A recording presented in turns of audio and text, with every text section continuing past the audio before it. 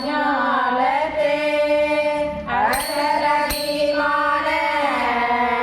பங்கமாய் வந்தனேன் பள்ளி கட்டிலே